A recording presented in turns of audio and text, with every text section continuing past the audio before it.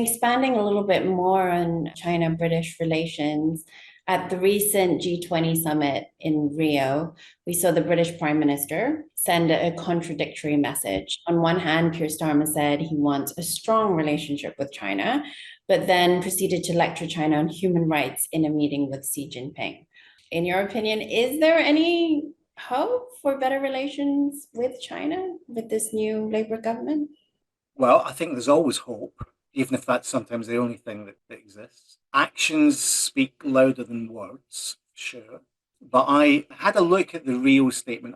The full readout isn't particularly useful, but I'll quote it here. This is according to the Downing Street quote. So this is Starmer speaking. I'm very pleased that my Foreign Secretary, David Lammy, and Foreign Minister Wang met recently and discussed respective concerns, including human rights and parliamentary sanctions, Taiwan, South China Sea, and our shared interest in Hong Kong.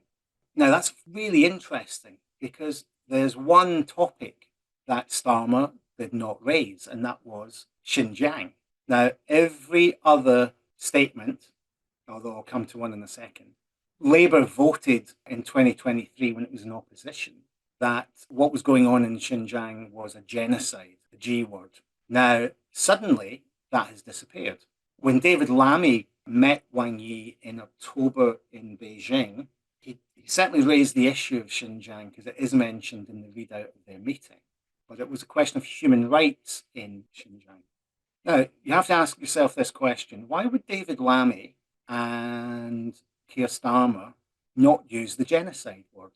Well, there could be a very good reason for that, which is related to British foreign policy in Gaza and the complicity of those two in particular in supporting and enabling Israel's genocide against the Palestinians. So I'm wondering whether there is some, both are lawyers, right? Starmer supposedly a human rights lawyer. So suddenly Xinjiang's genocide is now simply a question of human rights. That's actually a step forward if you think about it.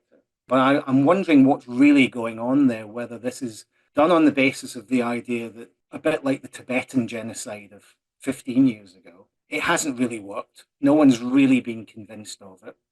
And it's time to just move on.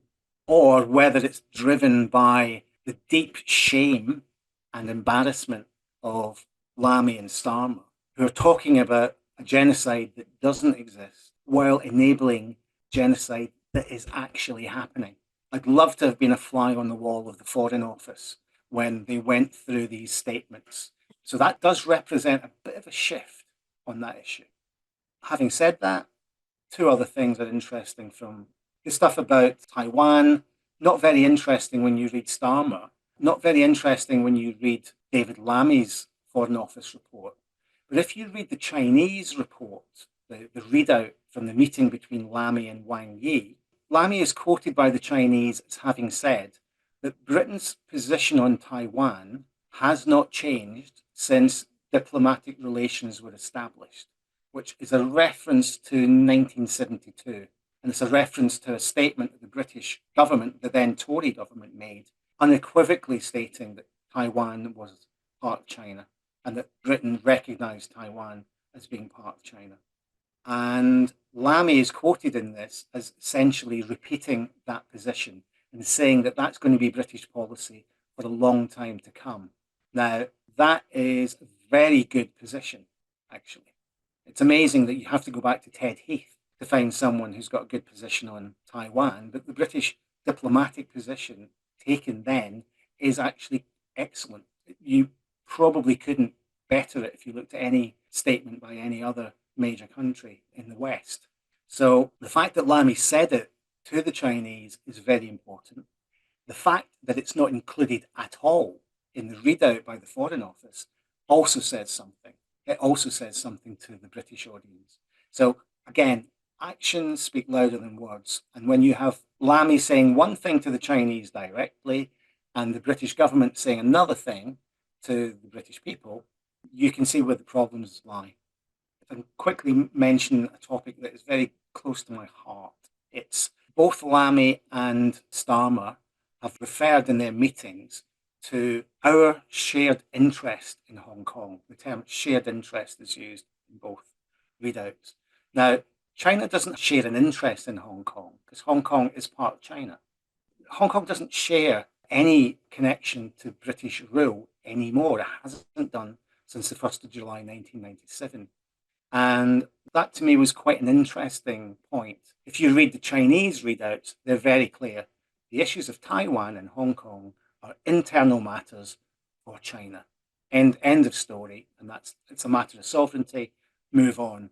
But this issue of the shared interest in Hong Kong goes back to some of the things that Lamy had been saying and writing in articles before the election, where they kept bringing up this Sino-British declaration, which goes back to 1984, and which basically expired the moment that China took back sovereignty over Hong Kong.